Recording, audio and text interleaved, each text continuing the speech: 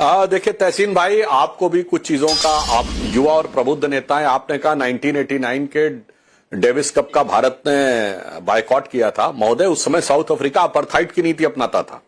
वो कहता था गैर गोरे देशों के साथ खेलेंगे ही नहीं। उस समय पीडब्ल्यू बोथा की गवर्नमेंट थी। जब नेल्सन मंडेला बने उसके बाद 1992 के बाद साउथ अफ्रीका ने खेलना शुरू किया।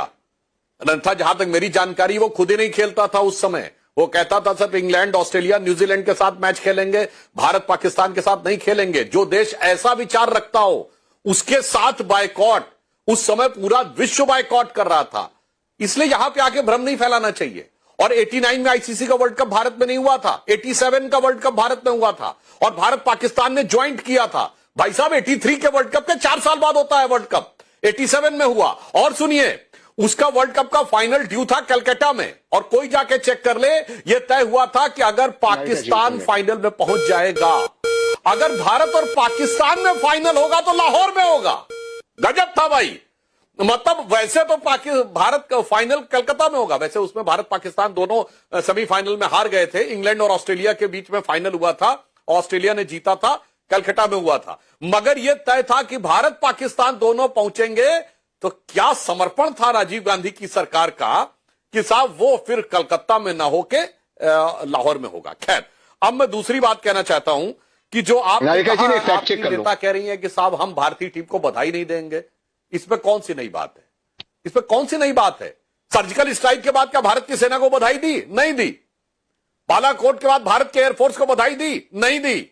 ऑपरेशन सिंदूर के बाद भारत की सेना को बधाई दी? नहीं दी। 10 प्रकार के सवाल खड़े किए। सर्जिकल स्ट्राइक को फर्जिकल स्ट्राइक बोला, बालाकोट पे पूछा कि कितने पेड़ गिरे थे, कितने आदमी मरे थे, कि कौवे मरे थे। तो ऑपरेशन सिंदूर के बाद पूछा कि राफेल क्या हुआ और क्या मैच खेलते थे पाकिस्तान के साथ। मैं बताना चाहता हूं, भारत में धड़ाधड़ आतंकवादी हमले हो रहे थे 2005, 6, 7 में, और उसके बाद 2007 में हवाना में जाके ज्वाइंट डिक्लेरेशन होता है।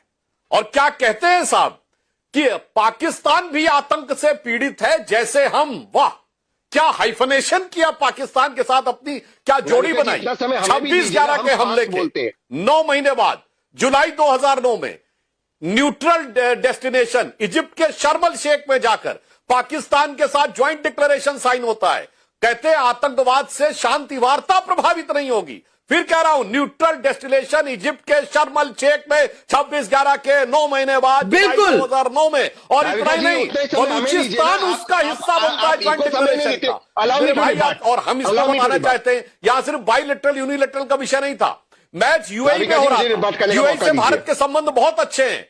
यूएई हमारा India Europe middle east economic corridor का हिस्सा है। आप यूएई की धरती पर मैच को भारत और यूएई के रिश्तों में खटास पैदा करके जो यूएई भारत के साथ खड़ा है, जिसने, और उसको आप पाकिस्तान की तरफ करने का षड्यंत्र रच रहे थे। यानी इससे एक बात साफ हो जाती नाविका जी, गठबंधन का नाम इंडिया रख लेने से दिल में इंडिया नहीं हो जाता है। और दिल में अफसोस इसलिए नजर आ रहा है कि मैच का लाइव टेलीकास्ट हो रहा था, वरना तो ऑपरेशन सिंदूर की तरह कहते हैं पाकिस्तान जीत गया है।